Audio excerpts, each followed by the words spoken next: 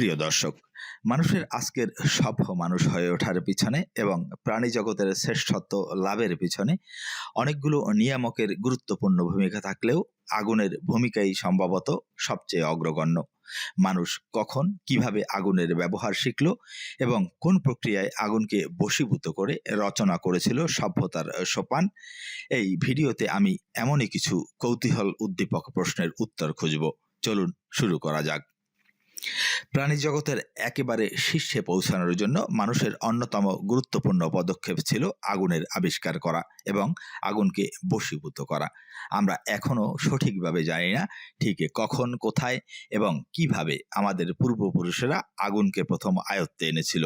তবে প্রায় ৮ লাখ বছর আগে হয়তো কিছু কিছু মানুষ মাঝে মধ্যে আগুন ব্যবহার করত। প্রায় ৩ লাখ বছর আগে হোমো ইরেক্টাস, নিয়ান্ডারথাল আর হোমোসেপিয়েন্সদের পূর্বপুরুষেরা প্রায় প্রতিদিনের নিত্য প্রয়োজনীয় কাজেই আগুনের ব্যবহার করতে শুরু করলো। আগুন মানুষকে অন্ধকারে আলো দিয়েছে আর ঠান্ডায় দিয়েছে কাঙ্ক্ষিত উষ্ণতা। এমনকি সিংহ ও ভালুকের মতো বিপজ্জনক প্রাণীদের ঘায়েল করার মোক্ষম অস্ত্রও ছিল আগুন। এর কিছুদিন পরেই মানুষ তার আশেপাশের বন জঙ্গল আগুন দিয়ে পোড়ানো শুরু করলো। একবার বন পোড়া শেষ হলে এবং আগুনের শিখা নিভে গেলে মানুষ অনায়াসে সেখান দিয়ে রাস্তা তৈরি করে চলাচল করতে পারত। আর সেই আগুনে পোড়ানো বনে পাওয়া যেত আগুনে পোড়া অনেক প্রাণী, যেগুলো মানুষ অনায়াসে খেতে পারত। আর তখন মানুষের খাদ্যের সহজ সমাধান ছিল এই বন পোড়ানো। এটা ছিল মানুষের ক্রমবিকাশের ইতিহাসে আগুনের বেশ গুরুত্বপূর্ণ একটি সুবিধা।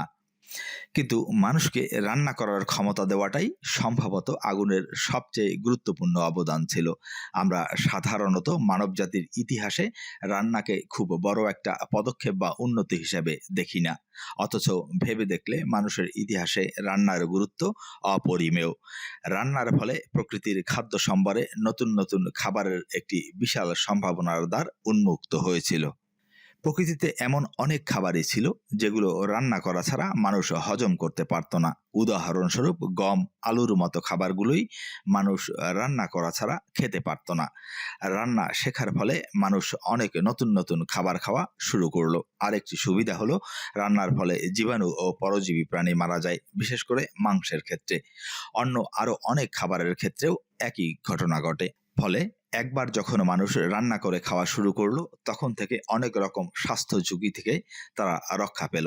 অন্যথায় নানা রকম জীবাণু তাদের শরীরে প্রবেশ করত, বসবাস করত, বংশ বৃদ্ধি করত এবং মানুষের মৃত্যুর কারণ হতো। রান্না করার ফলে খাবার চিবানোর সময় কিংবা হজমের সমস্যাটাও কমে গেল। আমাদের খুব কাছের আত্মীয় শিম্পাঞ্জি গড়ে প্রতিদিন প্রায় 5 ঘন্টা খাবার চিবোয়। তাদের পরিপাকতন্ত্র যাতে সহজে এ খাবার হজম করতে পারে, এর জন্যই তারা এমনটি করে। যারা আগুন দিয়ে খাবার রান্না করে খায়, তাদের জন্য সারাদিনে মাত্র 1 ঘন্টাই এ কাজের জন্য যথেষ্ট এবং খাবার হজম করার জন্য তাদের অনেক কম শক্তি ব্যয় করার প্রয়োজন হয়। সুতরাং দেখা যাচ্ছে রান্নার আবিষ্কারের ফলে মানুষের খাবার হজমের কাজটা অনেক সহজ হয়ে গেল। ফলে মানুষ ছোট ছোট দাঁত, অপেক্ষাকৃত কম শক্তিশালী চোয়াল এবং ছোট খাদ্যনালী বা অন্ত্র দিয়েও অনায়াসে বেঁচে থাকতে পারল। কিছু কিছু বিশেষজ্ঞ বিশ্বাস করেন যে রান্না করে খাবার খাওয়া শুরুর সঙ্গে সঙ্গে মানুষের অন্ত্র বা খাদ্যনালী ছোট হওয়া এবং মস্তিষ্কের আকার বৃদ্ধির সরাসরি যোগাযোগ আছে।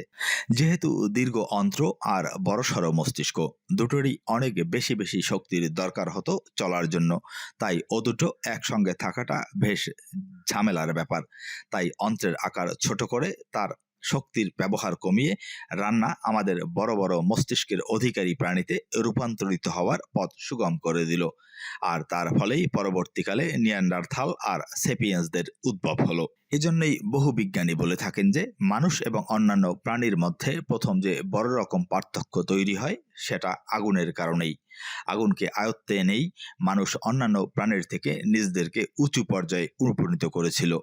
মানুষ যখন আগুনকে আয়ত্তে আনতে শিখল, তখন তারা এমন একটি শক্তির নিয়ন্ত্রণ হাতে পেল যার সম্ভাব্য ব্যবহার অফুরন্ত।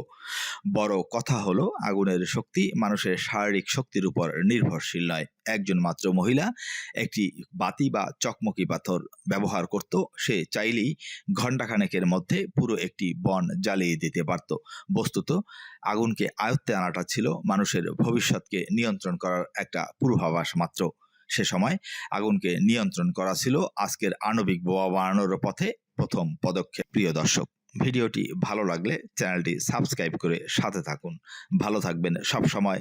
ধন্যবাদ।